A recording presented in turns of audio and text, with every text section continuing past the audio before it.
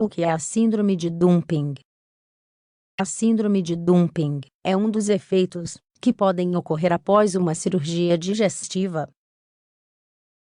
Também é conhecida como esvaziamento gástrico rápido. Praticamente todos os pacientes que fazem esse tipo de procedimento têm algum sintoma dessa síndrome em algum momento do pós-operatório. Há referências à síndrome de dumping desde que as cirurgias gástricas começaram. Em 1881, Theodor Billroth fez uma descrição inicial da mesma. Hertz se referiu ao esvaziamento rápido de um paciente submetido à gastrectomia parcial em 1913. No entanto, foi só em 1922 que a presença de esvaziamento rápido foi observada em pacientes por meio de estudos radiológicos. Ele recebeu o nome síndrome de dumping, pois esta última palavra significa vazio, despejar ou jogar para fora. O que é a síndrome de dumping? A síndrome de dumping é uma complicação que ocorre após uma cirurgia no sistema digestivo. Consiste na passagem muito rápida do conteúdo estomacal para o intestino delgado, antes que a comida seja completamente digerida pelo estômago. Essa condição é chamada de esvaziamento rápido.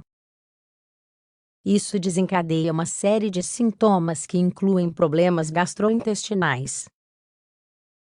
A pessoa afetada sente náuseas, cólicas ou diarreia, entre outros. Também é possível experimentar hipoglicemia, fraqueza, tontura e/ou sudorese. A possibilidade de síndrome de dumping e sua gravidade dependem fortemente do tipo de cirurgia gástrica que foi realizada. No total, ela pode durar até 1 ano. Na maioria dos casos, os sintomas desaparecem espontaneamente. O processo digestivo. O estômago é uma espécie de tanque de comida. Ácidos e enzimas são produzidos lá, para fazer uma quebra inicial dos alimentos e produzir uma substância chamada quimo. Em outras palavras, o estômago torna o alimento uma substância mais fácil de assimilar por outros órgãos. Depois, o alimento vai para o intestino delgado, cuja principal função é absorver o alimento digerido. Entre o estômago e o intestino há uma espécie de válvula, que regula a passagem do produto químico do estômago para o topo do intestino delgado. Essa válvula é chamada de esfíncter pilórico. Em condições normais, o quimo passa lentamente de um órgão para o outro. No entanto, quando a cirurgia gástrica é feita, de alguma forma, compromete a válvula muscular, píloro, ou esfíncter pilórico, pode acontecer de o alimento se mover muito rapidamente para o duodeno, a parte superior do intestino delgado.